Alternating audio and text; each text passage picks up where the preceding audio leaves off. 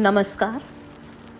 ये है कहानियों का अद्भुत संसार किस्सा कहानी, कहानियाँ जिनमें हम लिखते हैं खुद को।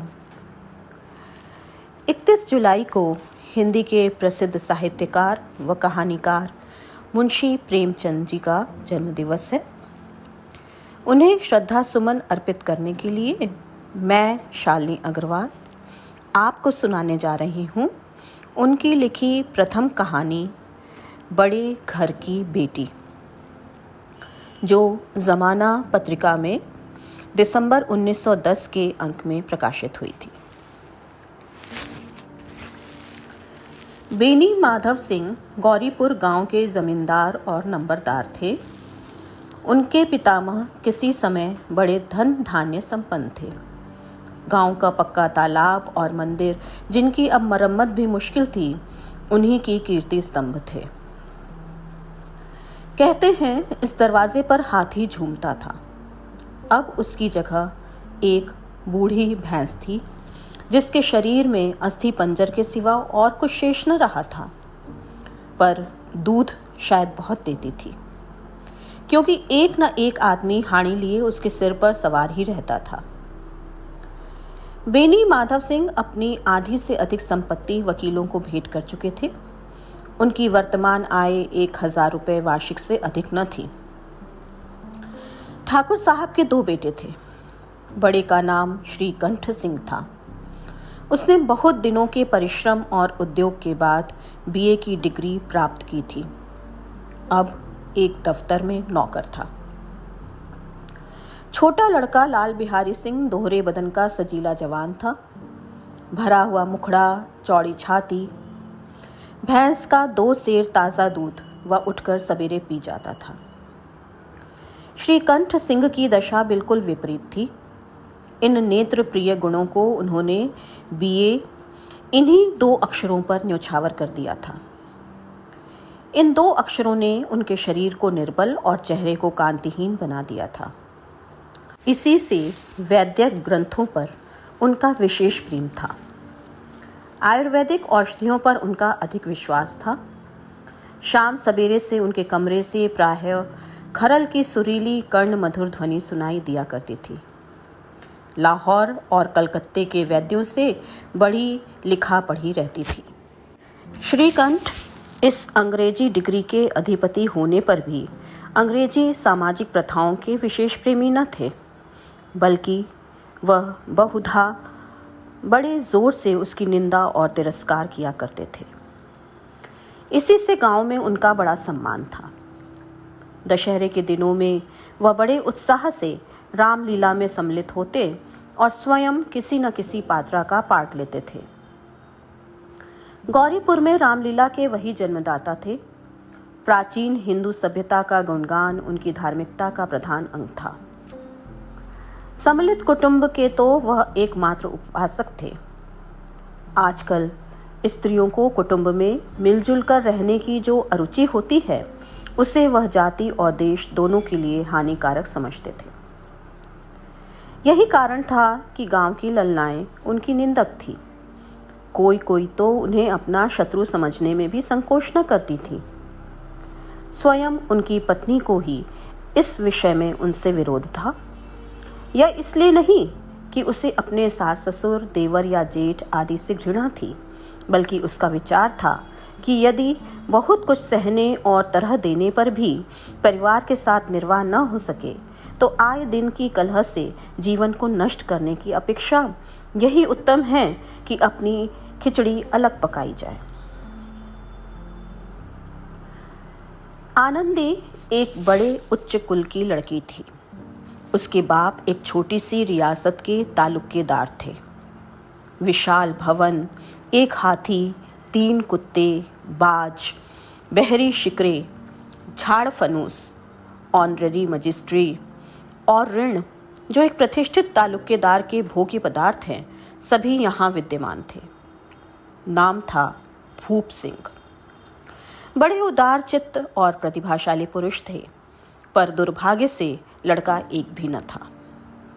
7 लड़कियां हुईं और दैव योग्य से सबकी सब जीवित रहीं। पहली उमंग में तो उन्होंने 3 ब्याह दिल खोलकर किए, पर 15-20 हजार रुपयों का कर्ज सिर पर हो गया तो आंखें खुली, हाथ समेट लिया। आनंदी चौथी लड़की थी। वह अपनी सब बहनों से अधिक रूपवती और गुणवती थी। इससे ठाकुर भूप सिंह उसे बहुत प्यार करते थे। सुंदर संतान को कदाचित उसके माता पिता भी अधिक चाहते हैं। ठाकुर साहब बड़े धर्म संकट में थे कि इसका विवाह कहाँ करें। न तो यही चाहते थे कि ऋण का बोझ बढ़े और न यही स्वीकार था कि उसे अपने को भाग्यहीन समझना पड़े।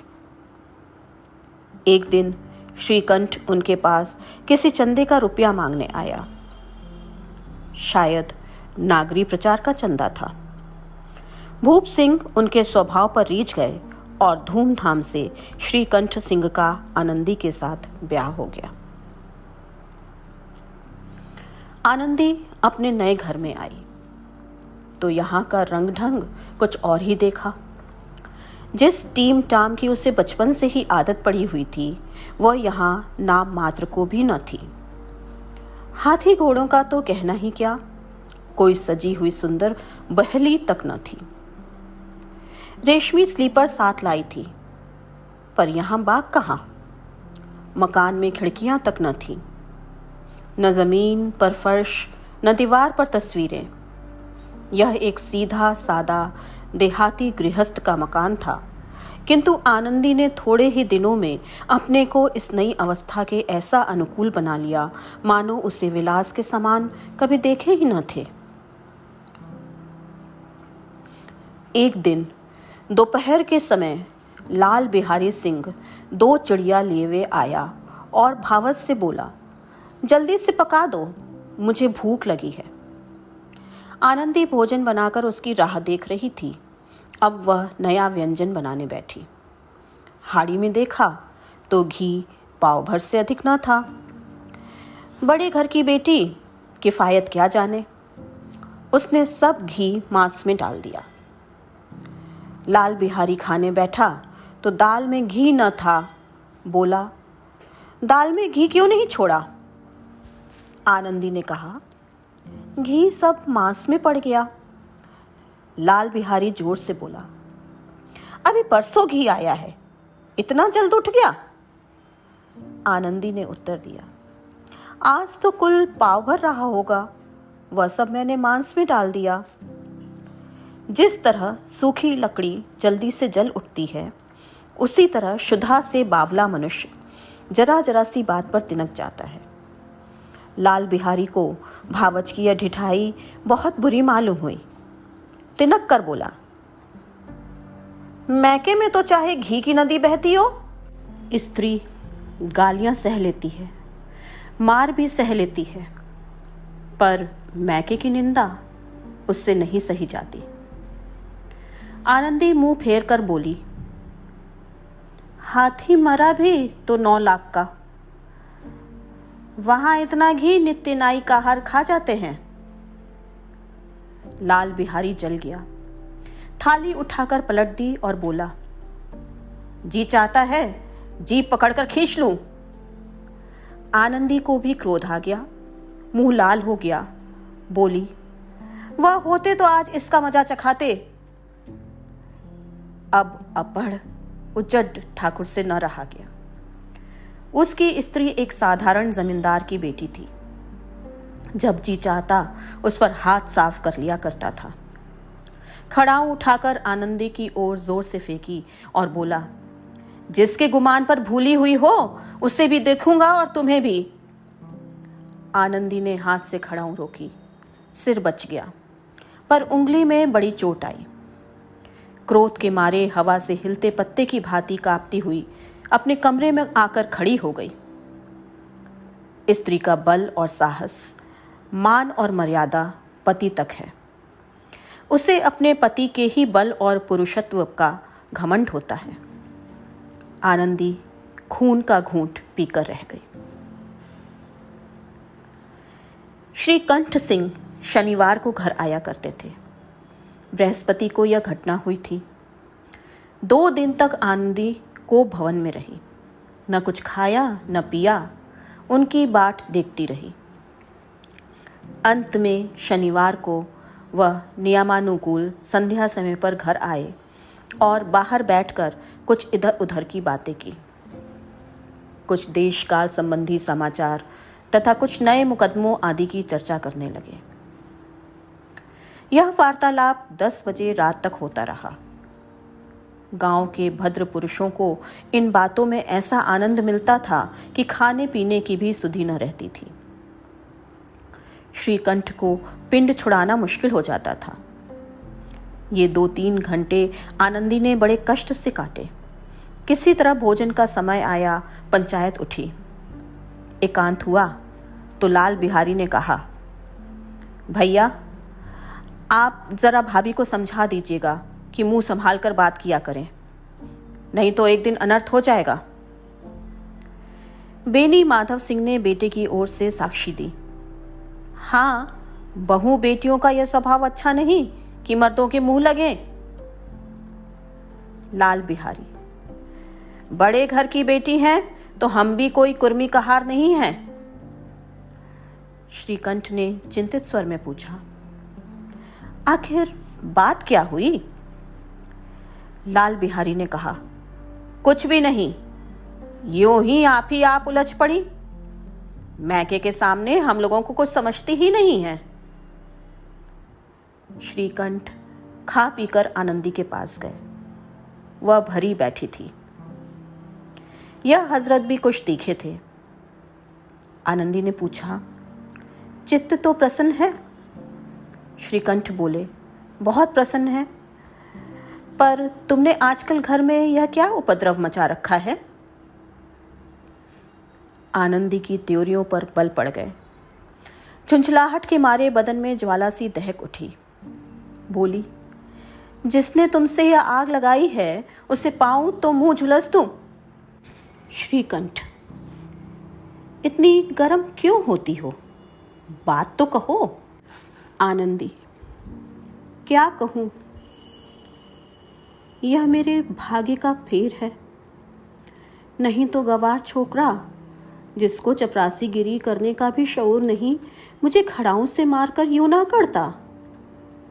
श्रीकंठ, सब हाल साफ साफ कहो तो मालूम हो। मुझे तो कुछ पता नहीं। आनंदी, परसों तुम्हारे लाडले भाई ने मुझसे मांस पकाने को कहा। घी हांडी में पाव भर से अधिक न था। वह सब मैंने मांस में डाल दिया।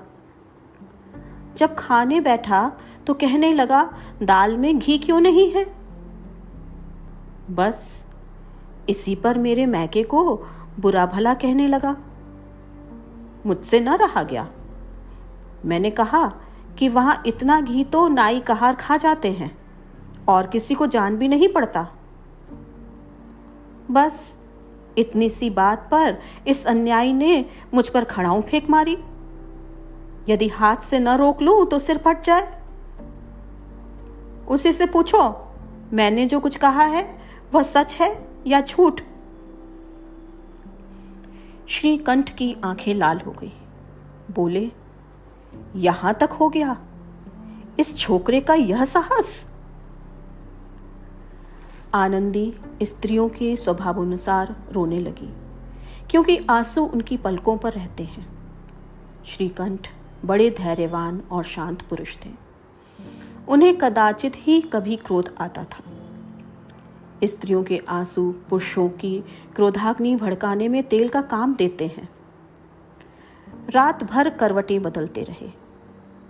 उद्विग्नता के कारण पलक तक नहीं झप सकी। प्रातःकाल अपने बाप के पास जाकर बोले, दादा, अब इस घर में मेरा निबाह न होगा।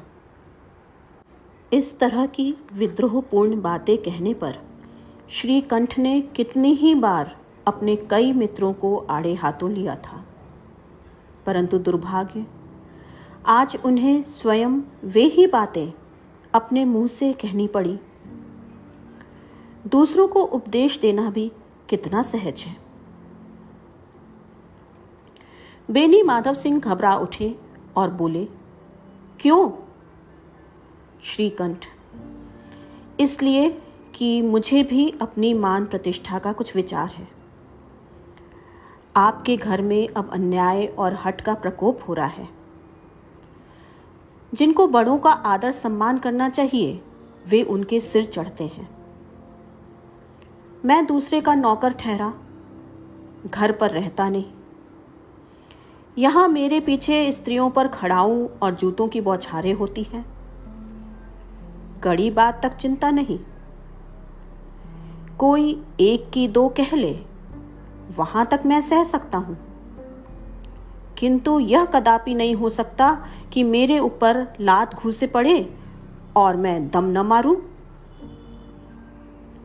बेनी माधव सिंह कुछ जवाब न दे सके। श्रीकंठ सदैव उनका आदर करते थे। उनके ऐसे तेवर देखकर बूढ़ा ठाकुर अवाक रह गया।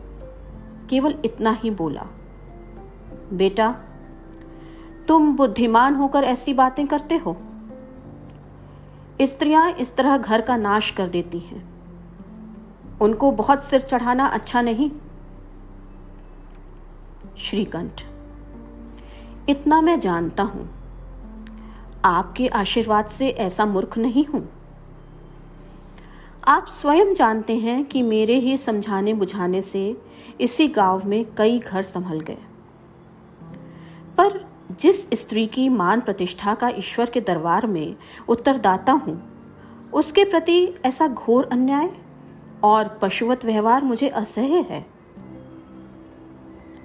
आप सच मानिए, मेरे लिए यही कुछ कम नहीं है कि लाल बिहारी को कुछ दंड नहीं देता।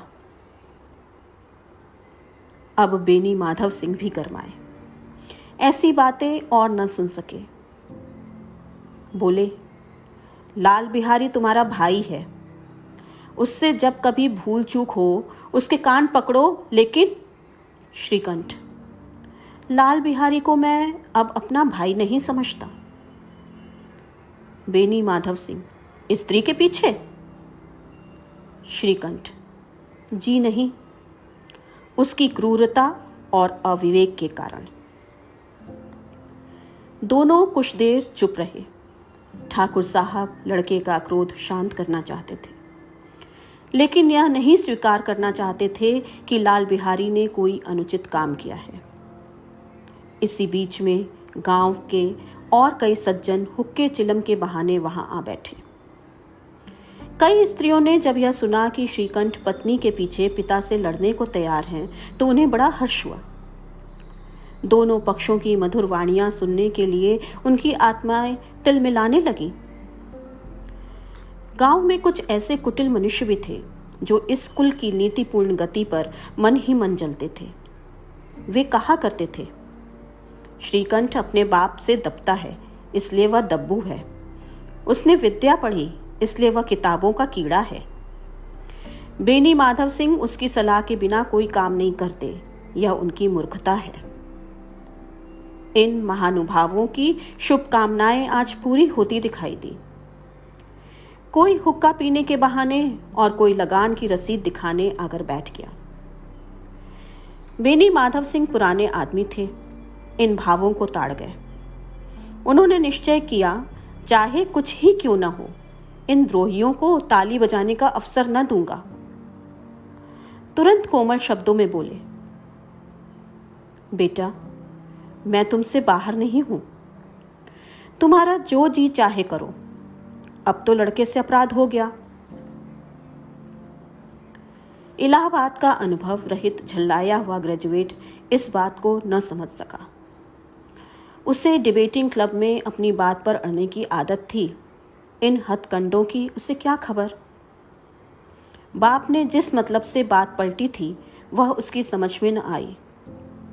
बोला, लाल बिहारी के साथ अब इस घर में नहीं रह सकता। बेनी माधव, बेटा, बुद्धिमान लोग मूर्खों की बात पर ध्यान नहीं देते। वह बेसमझ लड़का है, उससे जो भूल हुई उसे तुम बड़े होकर क्षमा करो। श्रीकंठ, उसकी इस दुष्टता को मैं कदापि नहीं सह सकता। या तो वही घर में रहेगा या मैं ही। आपको यदि वह अधिक प्यारा है तो मुझे विदा कीजिए। मैं अपना भार आप संभाल लूँगा। यदि मुझे रखना चाहते हैं तो उससे कहिए जहाँ चाहे चला जाए। बस ये मेरा अंतिम निश्चय है। लाल बिहारी सिंह दरवाजे की चौखट पर चुपचाप खड़ा बड़े भाई की बातें सुन रहा था। वह उनका बहुत आदर करता था। उसे कभी इतना साहस न हुआ था कि श्रीकंठ के सामने चारपाई पर बैठ जाए, हुक्का पी ले या पान खा ले। बाप का भी वह इतना मान न करता था। श्रीकंठ का भी उस पर हार्दिक स्नेह था। अपने होश में उन्होंने कभी उसे घुड़का तक न था। जब वह इलाहाबाद से आते तो उसके लिए कोई न कोई वस्तु अवश्य लाते। मुकद्दर की जोड़ी उन्होंने ही बनवा दी थी। पिछले साल जब उसने अपने से ड्योढ़े जवान को नाग पंचमी के दिन दंगल में पछाड़ दिया तो उन्होंने पुलकित होकर अखाड़े में ही जाकर उसे गले से लगा लिया था।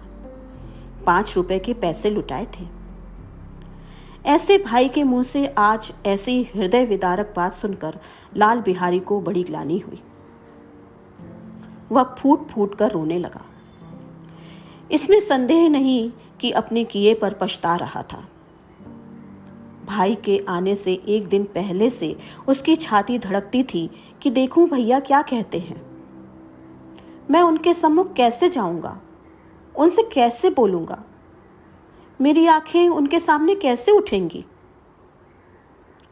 उसने समझा था कि भैया मुझे बुलाकर समझा देंगे। इस आशा के विपरीत आज उसने उन्हें निर्दयता की मूर्ति बने हुए पाया। वह मूर्ख था, परंतु उसका मन कहता था कि भैया मेरे साथ अन्याय कर रहे हैं। यदि श्रीकंठ उसे अकेले में बुलाकर 2-4 बातें कह देते, इतना ही नहीं 2-4 तमाचे भी लगा देते तो कदाचित उसे इतना दुख न होता। पर भाई का यह कहना कि अब मैं इसकी सूरत नहीं देखना चाहता, लाल बिहारी से सहा न गया। वह रोता हुआ घर आया। कोठरी में जाकर कपड़े पहने, आंखें पोंछी, जिससे कोई यह न समझे कि रोता था। तब आनंदी के द्वार पर आकर बोला, भाभी, भैया ने निश्चय किया है कि वह मेरे साथ इस घर में न रहेंगे।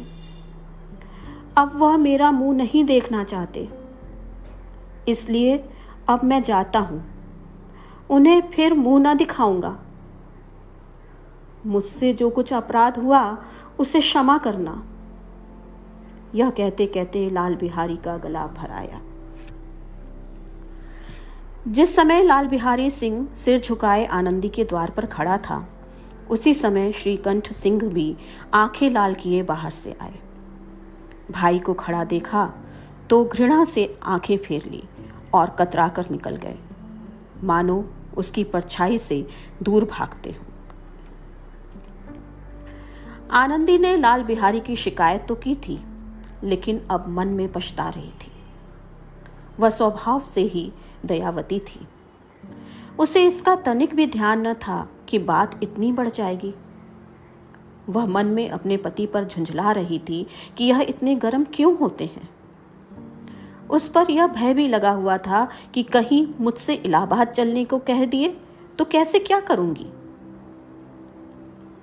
इस बीच में जब उसने लाल बिहारी को दरवाजे पर खड़े यह कहते सुना कि अब मैं जाता हूं, मुझसे जो कुछ अपराध हुआ क्षमा करना, तो उसका रहा सहा क्रोध भी पानी हो गया। वह रोने लगी। मन का मैल धोने के लिए नयन जल से उपयुक्त और कोई वस्तु नहीं है। श्रीकंठ को देखकर आनंदी ने कहा, लाला बाहर खड़े बहुत रो रहे हैं। श्रीकंठ, तो मैं क्या करूं? आनंदी, भीतर बुला लो। मेरी जीभ में आग लगे, मैंने कहां से यह झगड़ा उठाया। श्रीकंठ, मैं न बुलाऊंगा। आनंदी, पछताओगे, उन्हें बहुत ग्लानि हो गई है। ऐसा न हो कहीं चल दें। श्रीकंठ न उठे। इतने में लाल बिहारी ने फिर कहा, भाभी, भैया से मेरा प्रणाम कह दो। वह मेरा मुंह नहीं देखना चाहते, इसलिए मैं भी अपना मुंह उन्हें न दिखाऊंगा। लाल बिहारी इतना कहकर लौट पड़ा और शीघ्रता से दरवाजे की ओर बढ़ा। अंत में आनंदी कमरे से निकली और उसका हाथ पकड़ लिया। लाल बिहारी ने पीछे फिरकर देखा और आंखों में आंसू भरे बोला, मुझे जाने दो। आनंदी, कहाँ जाते हो? लाल बिहारी, जहां कोई मेरा मुंह न देखे। आनंदी, मैं न जाने दूंगी। लाल बिहारी, मैं तुम लोगों के साथ रहने योग्य नहीं हूं। आनंदी, तुम्हें मेरी सौगंध, अब एक पग भी आगे न बढ़ाना। लाल बिहारी, जब तक मुझे यह न मालूम हो जाए कि भैया का मन मेरी तरफ से साफ हो गया, तब तक मैं इस घर में कदापि न रहूंगा। आनंदी, मैं ईश्वर को साक्षी देकर कहती हूं कि तुम्हारी ओर से मेरे मन में तनिक भी मैल नहीं है। अब श्रीकंठ का हृदय भी पिघला। उन्होंने बाहर आकर लाल बिहारी को गले लगा लिया। दोनों भाई खूब फूट फूट कर रोए। लाल बिहारी ने सिसकते हुए कहा, भैया, अब कभी मत कहना कि तुम्हारा मुंह न देखूंगा। इसके सिवा आप जो दंड देंगे मैं सहर्ष स्वीकार करूंगा। श्रीकंठ ने कांपते हुए स्वर से कहा, लल्लू, इन बातों को बिल्कुल भूल जाओ। ईश्वर चाहेगा तो फिर ऐसा अवसर ना आएगा। बेनी माधव सिंह बाहर से आ रहे थे। दोनों भाइयों को गले मिलते देखकर आनंद से पुलकित हो गए। बोल उठे, बड़े घर की बेटियां ऐसी ही होती हैं, बिगड़ता हुआ काम बना लेती हैं। गांव में जिसने यह वृत्तांत सुना, उसी ने इन शब्दों में आनंदी की उदारता को सराहा। बड़े घर की बेटियां ऐसी ही होती हैं। ये कहानी बस इतनी ही। अभी आप सुन रहे थे मुझसे यानी शालिनी अग्रवाल से हिंदी के प्रसिद्ध साहित्यकार व कहानीकार मुंशी प्रेमचंद्र जी की लिखी कहानी बड़े घर की बेटी। ये है फलक का चैनल किस्सा कहानी। और कहानियाँ सुनने के लिए कृपया चैनल को सब्सक्राइब करिए, लाइक करिए, कमेंट करिए। नमस्कार।